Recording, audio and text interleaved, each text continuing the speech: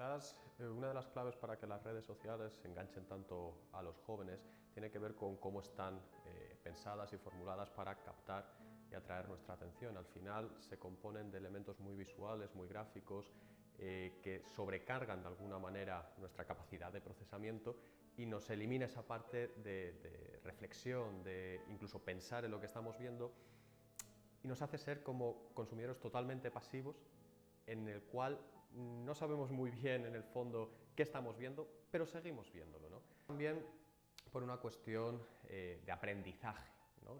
Desde muy jóvenes, y lo podemos ver en las calles, los niños, las niñas pequeñas ya están con un móvil. La principal consecuencia es que te aíslas de todo lo demás, ¿no? Y toda tu realidad pasa a través de los filtros de los vídeos que ves o de las noticias que ves en esas redes sociales.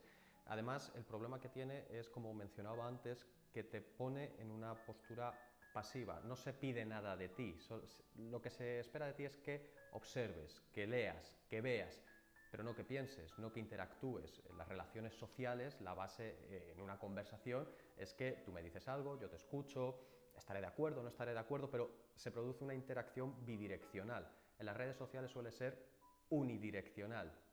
Alguien dice algo y yo lo recibo. Y como no hay ese proceso de interacción, no hay ese proceso de diálogo, de debate, claro, pues es la única realidad existente, y todo lo que se aleja de ello, pues deja de ser atractivo, deja de ser apetecible. Y ahí es donde viene ese caldo de cultivo o esa potencialidad de estos problemas mentales que tantos informes señalan. Muchas de las cuentas, quizás, o de post que aparecen en redes sociales con temas de salud mental, quizás están centrados precisamente en esas opiniones o en esos testimonios en primera persona, y no sería quizás lo más recomendable como información fiable, ¿no?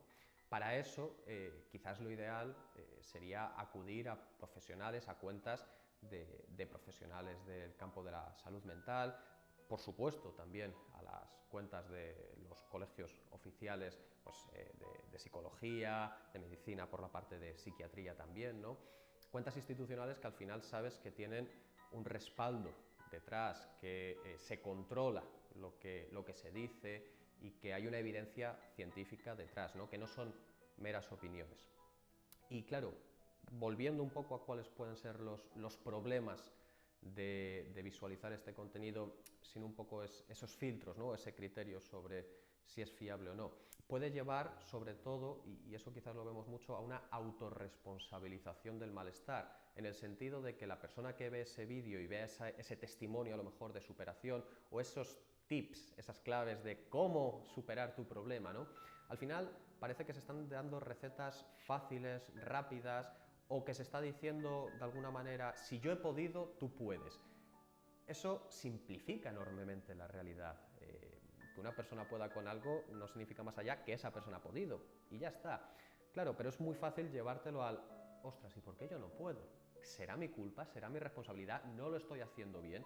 Lo cual seguramente no haga sino acrecentar el malestar, la ansiedad, el agobio o la culpa que puedas estar sintiendo por tu propio malestar.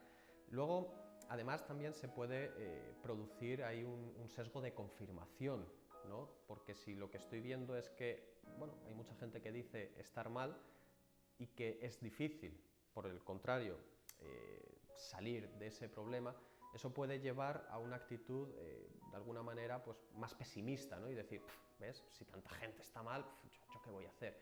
Y eso impida dar ese paso de ya no buscar ayuda, que por supuesto, sino muchas veces también de hablarlo. Y creo que eso es otro problema, ¿no? A través de ese mundo virtual o ese mundo de las redes sociales, puede que nos quite de alguna manera las ganas o la necesidad de compartir el problema, que muchas veces es lo más importante, incluso diría en un primer término más importante que buscar ayuda, porque hablar con tus familiares, con tus amigos sobre, oye, me pasa esto, muchas veces es el primer paso más importante para poder encaminarnos a una solución. Pero claro, si esa necesidad la suplo con ver muchos reels, muchos TikToks o muchos posts sobre gente que, bueno, que yo siento que está pasando por lo mismo que yo, sí, desestigmatiza, pero también anula esa voluntad de diálogo y y de cambio. Ese problema con las confesiones y con los diagnósticos, autodiagnósticos, parte precisamente de esa sobresimplificación de la realidad. Una cosa que siempre les decimos a los alumnos de psicología es: no hay dos casos iguales, y por mucho que cumplan ciertos criterios que sobre el papel sean los mismos, la persona no es la misma, y por lo tanto siempre que estás trabajando con una persona tienes que centrarte en esa persona y no sirve hacer comparaciones. Y hacemos mucho hincapié en esto porque es verdad, tú y yo podemos tener la misma tristeza, y aunque sea tristeza, la viviremos de modo distinto y nuestra experiencia es distinta y debe tratarse de manera distinta. Ahí es donde viene la principal problemática, a mi juicio, ¿no? Pues con el consumo de este contenido o de estas confesiones. Lo más importante creo que es educar en su uso. No es una cuestión de está bien o está mal. La tecnología es, y su uso es el que puede ser más adecuado o menos adecuado. Ni siquiera diría que bueno o malo, porque quizás no es la categoría o la pregunta a hacerse. Respecto a ese, ¿es un uso adecuado? Pues la siguiente pregunta es, bueno, ¿para qué? ¿Cuáles son mis objetivos? ¿Qué estoy buscando con este uso? Ahí tienen que ser las personas adultas, las personas responsables de la educación y del cuidado de los hijos, de las hijas, del futuro de nuestra sociedad, quien tiene que también tomar esa iniciativa y no relegarlo en, bueno, que lo hagan ellos, que lo hagan ellas. No, porque eso no sale de manera innata. Entonces hay que también incentivar o animar a los más jóvenes a esta reflexión o a entrenar esa capacidad reflexiva. Otra clave muy importante que se está perdiendo es el diálogo, el hablar, preguntar.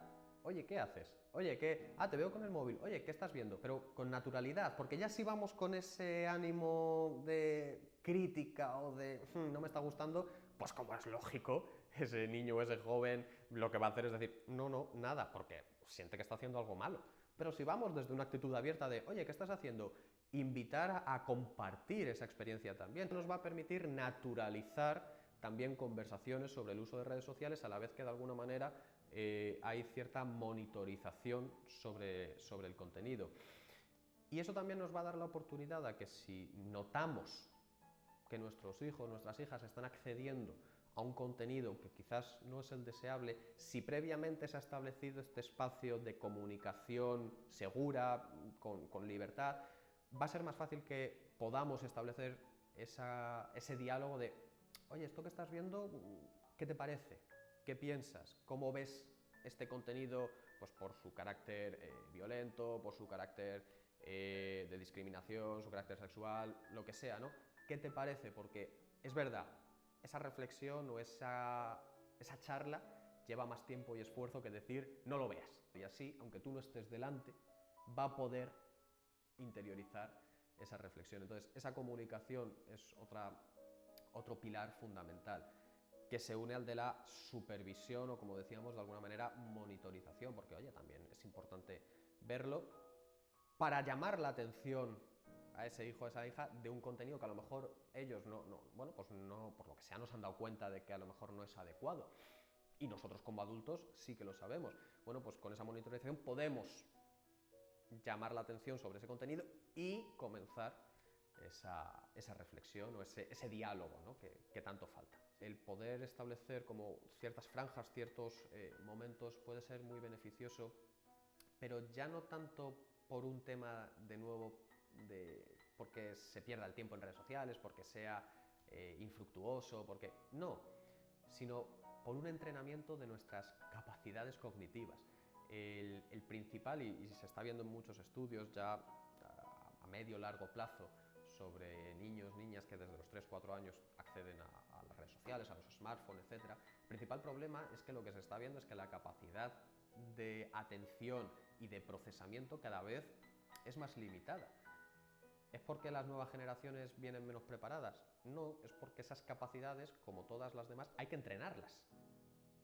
Entonces, si reducimos o si restringimos el uso de las redes sociales o de las nuevas tecnologías, no solo es o principalmente no debería ser por una cuestión de que sea una tontería o sea infructuoso, sino porque en realidad lo que estamos ayudando es a que en el tiempo restante, en ese tiempo en el que no se usan esas redes, se puedan desarrollar esas habilidades cognitivas tan necesarias para el desarrollo de nuestros jóvenes en el futuro, ¿no? Y dejando ese espacio para otro tipo de actividades, incluida una que es muy importante y que no está de moda: aburrirse. Aburrirse es fundamental en el desarrollo cognitivo y madurativo de cualquier persona, y ninguna idea buena ha surgido en un momento de sobrecarga de información. Las mejores ideas y las mejores reflexiones se hacen fruto del aburrimiento, porque como estoy aburrido, en algo tengo que pensar, y ahí es cuando empezamos a conectar con cómo me siento, qué es lo que pienso, y fíjate, todo esto, uno, entrena mis habilidades cognitivas, mi capacidad atencional, pero dos, y también muy importante, me enseña a escucharme, me enseña a atenderme. ¿Cuántos problemas o dificultades hoy en día a nivel psicológico no hay porque la persona no se ha parado simplemente a decir ¿qué me pasa?, ¿no? Pues restringiendo ese uso también estamos dejando hueco libre para no solo otras cosas, sino aburrirte, que es necesario.